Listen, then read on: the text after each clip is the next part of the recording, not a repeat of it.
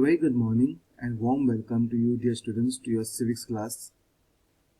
Today we will be continuing studying Chapter 2, Preamble to the Constitution, Part 2. In the previous class, we learned the preamble song, the important words of the preamble. Today we will learn the meaning of each of those words, important words, in detail. So let's go ahead.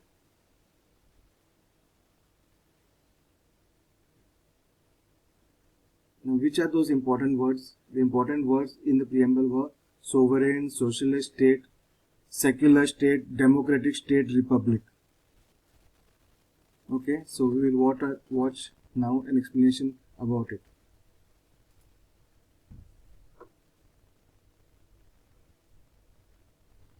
So the first word mentioned is sovereign. So sovereign means an independent country. So India is an independent country. It's not dependent on any other nation. We, the people of India, together decide that how our country will be run. So India is an independent country or a sovereign. Next word is socialist. Now what does socialist mean? Socialist means wealth of the nation will be shared by all so that everyone can meet his or her needs.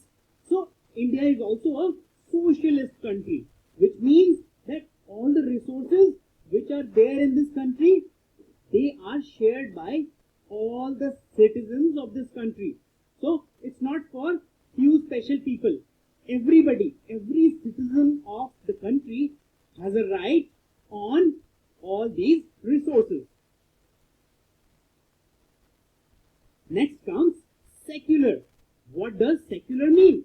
Secular means all religions are treated alike and people are free to have whatever religious beliefs they like. So India encourages its citizens to follow their religious beliefs without any fear. So India has no official religion. Whatever you feel, whichever religious belief you want to follow, you can follow or practice. That is the meaning of word secular. India is a secular country. Democratic Republic. This is very important.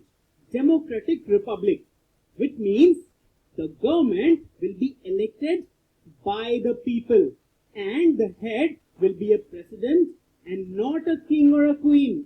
So India is a democratic republic. That means we, the people of India, elect our representatives and they decide how the country will be run or how the affairs of the country will be run. So it is basically we, the people, who decide who will run the country. And it's not in the hands of any king or a queen. We are a democratic republic. So sovereign, socialist, secular, democratic republic. That is India.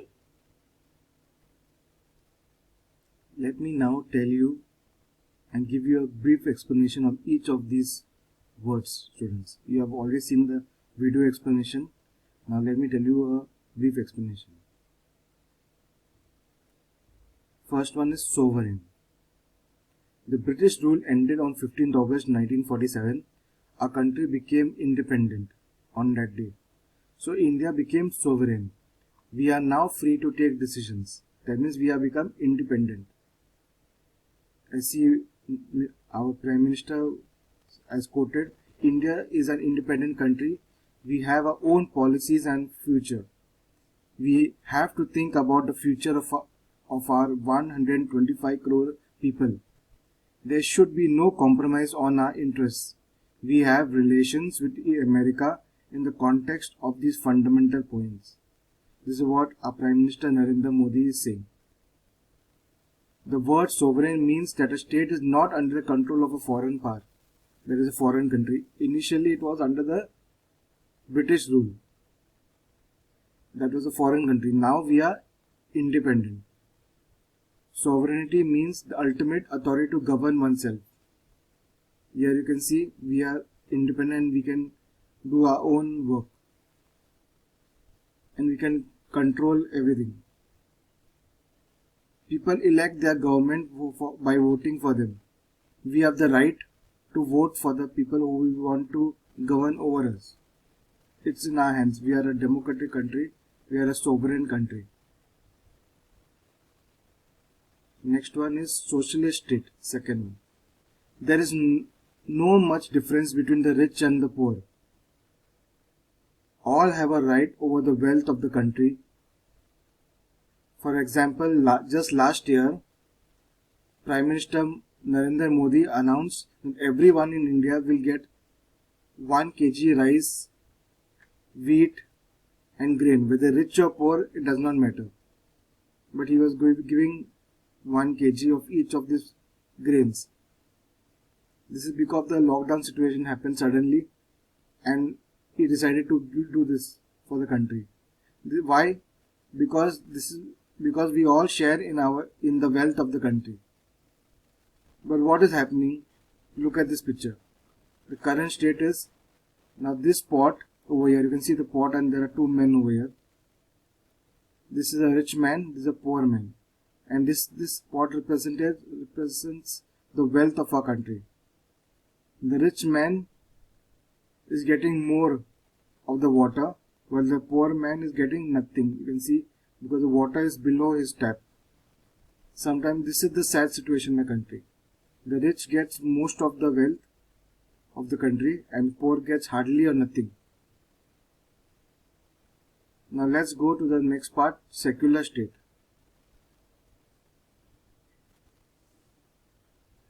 In the secular state, all religions are considered as equal.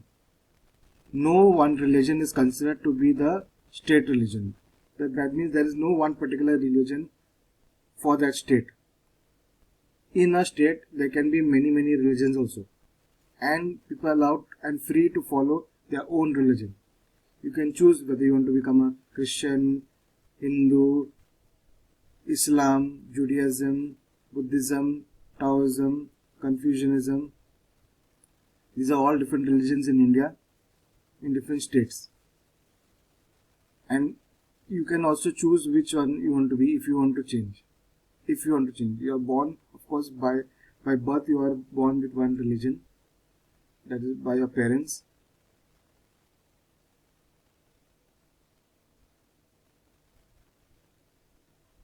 Now let's go ahead.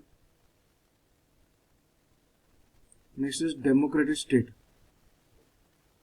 In a democracy, the sovereign power is in the hands of the people, like I told you previously. Government makes decisions and policies in keeping with the people's wishes. They have deliberations in meetings in the parliament. This is the parliament house. Okay, this is the parliament house, and they have meetings like this. In the Lok Sabha and the Rajya Sabha, they have meetings and they discuss all the issues of the people, the problems that the people are facing.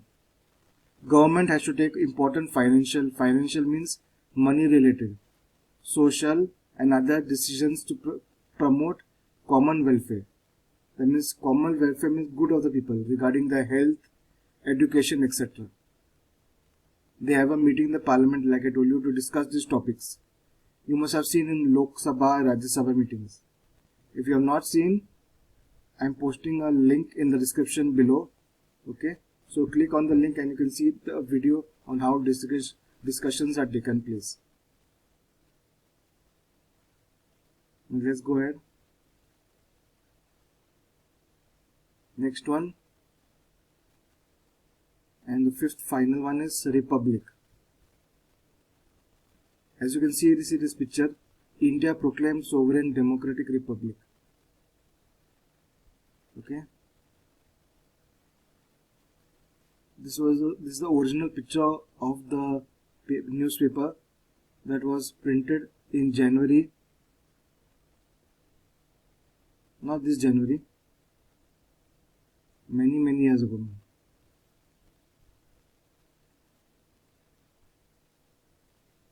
So what does it say? Along with being a democracy, we are also a republic. It means all the public positions in a republic are elected by the people, like I told you before. Now, which are the positions?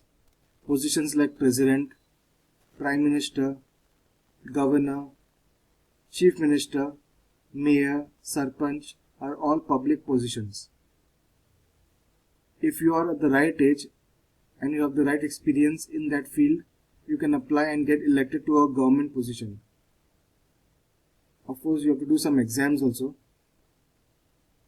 Now, for example, I give you an example. If you are good in sports, okay, and you have information, all information of sports, plus information from different parts of the world regarding to sports and sports related, and knowledge of sports, you can become the sports minister. Now, if you are good in civics and know the laws of the society, if you know the laws of the society and the people and the things around you, you can become the sarpanch of the village or mayor of the city. Now, what would you like to become? Huh? Think about it, children. Think about it. What would you like to become? Do you want to become defense minister, finance minister, foreign minister, women and child development minister, agriculture minister, railway minister? There are also other ministers, like you can see in this picture. This is the list of the cabinet ministers in India in 2020 with their portfolio. Portfolio means what work they are doing, what department is under them. Now, Amit Shah is the home minister. Rajnath Singh is the defense minister. Nirmala Sitaram is the finance minister. S. Jaishankar is the foreign minister. Nitin Gadkari, road transport and highways minister. Smriti Irani, women and child development minister. Ravi Shankar Prasad is the law and justice, communications, electronics and IT minister.